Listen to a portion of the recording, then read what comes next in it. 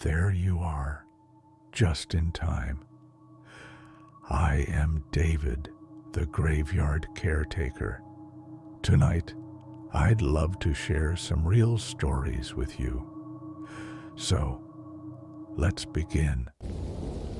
Nestled in the vast, lonely expanse near Nevada, I found myself moving into a house that seemed too large for my modest needs, but was all I could afford. Its weathered wood, peeling paint, and the eerie creak of its floors betrayed its age. What stood out most was the old, dry well in the backyard, a relic of another time. From the moment I set foot in the place, my sixth sense sent shivers down my spine, but I dismissed it. What other choice did I have? For a week, everything was uneventful. The isolation was almost comforting. Then, one fateful night, as a brutal snowstorm howled outside, I sat by the fireplace, nursing a cup of coffee. The wind rattled the windows, and the flames danced erratically in the hearth. Suddenly, a sharp knock echoed from the front door. Startled, I froze. Who could possibly be out in this weather? Gripping my coffee mug, I cautiously approached the door and peered outside through the frosted glass. The dim porch light revealed nothing but swirling snow. Convinced it was the wind or a stray branch, I dismissed it as my imagination playing tricks. But 10 minutes later, as I began to relax again, a sound pierced through the storm, a woman's cry.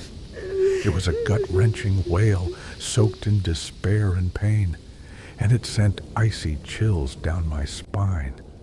I leapt to my feet, my heart pounding in my chest. The cries continued, growing louder.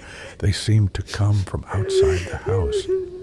Too scared to open the door, I leaned against it, trying to pinpoint the sound's source. My ears led me to one horrifying realization. The cries were coming from the well. My mind raced. Was someone in danger? Did someone fall in? The storm raged on, but the sound of her cries cut through the wind like a knife. Against my better judgment, I grabbed my flashlight, threw on my coat, and ventured outside. The snow stung my face as I trudged toward the well. The closer I got, the louder the crying became. My legs felt heavy, not just from the snow, but from the growing dread gnawing at me. When I reached the edge of the well, I shone my flashlight into the darkness below. Nothing. The crying stopped abruptly. The air around me was suddenly so silent, it was deafening. My flashlight beam swept over the empty interior of the well. There was no one there. Panic set in. I stumbled backward, my breath visible in the freezing air. Something about the silence felt wrong, as though the well itself was holding its breath. Terrified, I turned and sprinted back into the house, slamming the door shut behind me. I didn't sleep that night, even though the crying had stopped. I could still hear it in my mind, as if it had etched itself into my very soul. The next morning, I called the landlord, my voice trembling as I recounted the events of the night.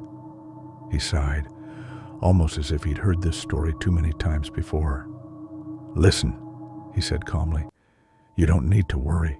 She won't harm you." "She? What do you mean?" I demanded. He hesitated before continuing. 20 years ago, a woman fell into that well and died. Some say she was murdered, but no one really knows. She's restless, that's all. She shows herself every now and then." "Restless," I snapped. "That's all you got to say? You expect me to live here knowing this?" "Plenty of people have lived there before you," he said, his tone almost dismissive. "You'll get used to it." But I couldn't. I packed my things that very day and left. The house may have been affordable, but no price was worth enduring the cries of the dead. Even now, As I sit miles away in a new home, I sometimes hear the faint echo of her cries in my dreams, calling me back to the well